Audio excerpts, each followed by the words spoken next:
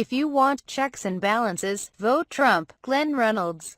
The civil service, though supposedly professional and nonpartisan, has become a Democratic Party monoculture.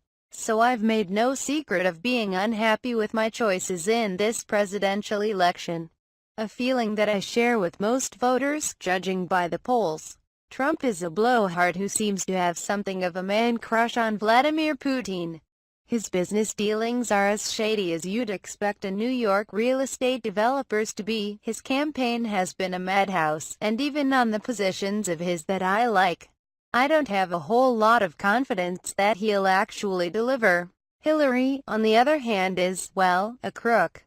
Her period at the State Department was marked by pretty much out-and-out influence peddling. The Clinton Foundation seems to be little more than a money laundry.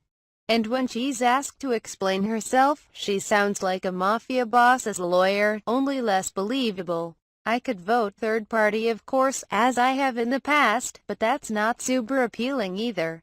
I would ordinarily lean toward the Libertarian ticket, featuring former New Mexico Governor Gary Johnson and former Massachusetts Governor Bill Weld.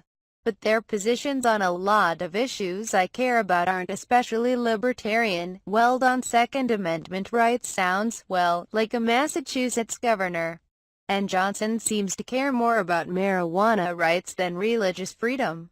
Besides, it's hard to see them carrying a single state.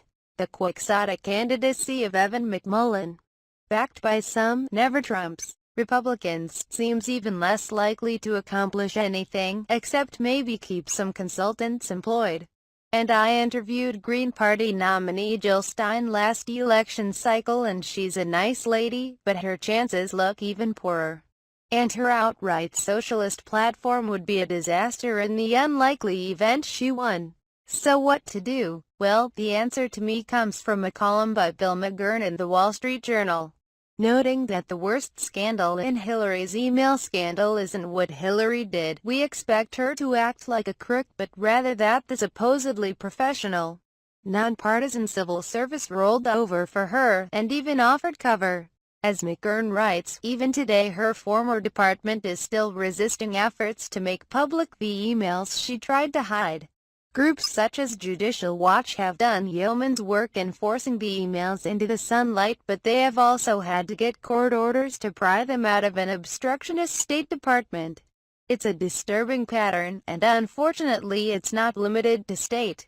There have been similar questions about the integrity and professionalism of the IRS ever since the American people learned in 2013 that it was unfairly targeting conservative groups seeking tax-exempt status. 3 years, many congressional hearings, and disappearing hard drives later, there is still no evidence the IRS has ended the practice. And the FBI and Department of Justice have seemed curiously uninterested in going after people for behavior that, in other circumstances, would be a surefire ticket to federal prison. The reason, of course, is that the civil service, though supposedly professional and nonpartisan, has become a Democratic Party monoculture.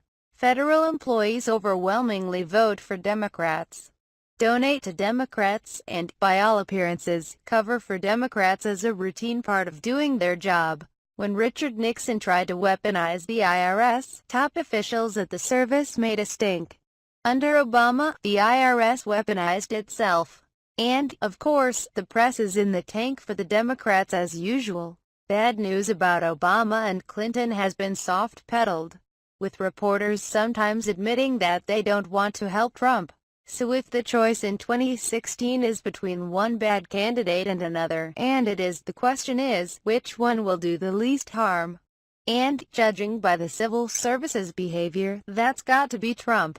If Trump tries to target his enemies with the IRS, you can bet that he'll get a lot of pushback, and the press, instead of explaining it away, will make a huge stink. If Trump engages in influence peddling or abuses secrecy laws, you can bet that, even if Trump's appointees sit atop the DOJ or FBI, the civil service will ensure that things don't get swept under the rug.